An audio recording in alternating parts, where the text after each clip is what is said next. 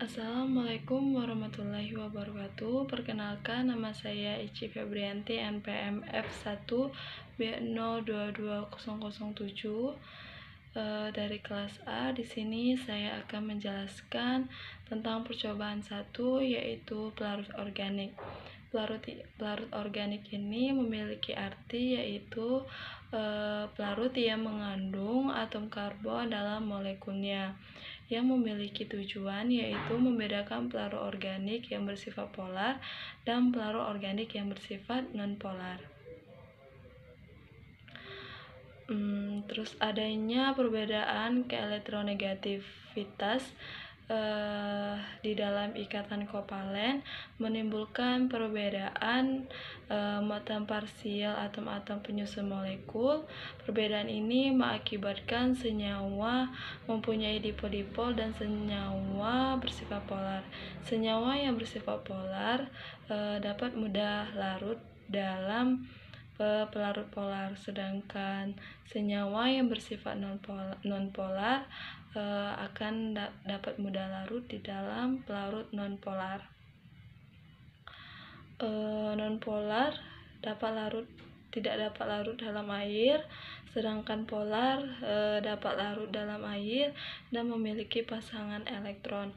Alat yang digunakan di dalam percobaan ini ada tabung reaksi, rak tabung reaksi, penjepit tabung reaksi, penangas air, dan timbangan analitik. Sedangkan sampel yang digunakan dalam percobaan ini ada asam salisilat, panadol, glukosa, etanol, dan metanol. Pelarutnya yaitu ada benzena, sikloheksana, N-heksana, klorofrom, aquades, etanol, dan metanol. Senyawa yang bersifat polar itu ada aquades, etanol, dan metanol. Yang bersifat non-polar ada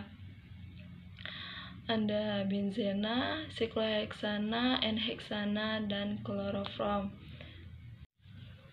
Kenapa saat melakukan pemanasan pada percobaan ini tidak menggunakan api secara langsung? Karena pelarut organik ini mengandung ikatan kovalen. Nah, jika dipanaskan secara langsung, terputusnya ikatan antar karbon. Pelarut organik adalah senyawa kimia yang memiliki struktur molekul berbasis karbon. Ini banyak digunakan dalam melarutkan bahan untuk menciptakan solusi atau bahkan dalam ekstraksi satu bahan dari bahan lain. Secara umum, pelarut mengacu pada zat yang mampu melarutkan zat lain. Namun, karena berbahan dasar karbon, semua pelarut ini memiliki atom karbon dalam struktur senyawanya. Struktur molekul suatu pelarut organik selalu mengandung atom karbon dan ada pula yang memiliki atom hidrogen. Pelarut ini terutama dipecah berdasarkan struktur molekulnya sebagai pelarut alami dan pelarut sintesis.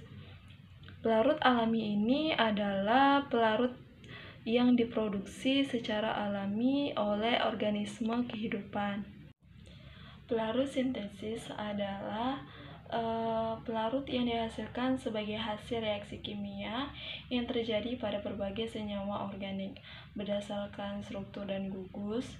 Fungsinya, berbagai jenis pelarut organik yaitu pelarut alifatik, pelarut aromatik, dan pelarut karbonil. Pelarut alifatik itu termasuk ke dalam kelas alkena. Mereka dapat dikatakan bersifat polar.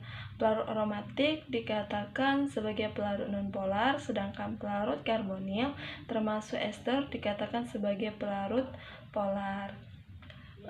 Terima kasih, itulah yang dapat saya jelaskan tentang pelarut organik ini untuk hasil percobaan kami, yaitu It's as if you love me, so baby do me right.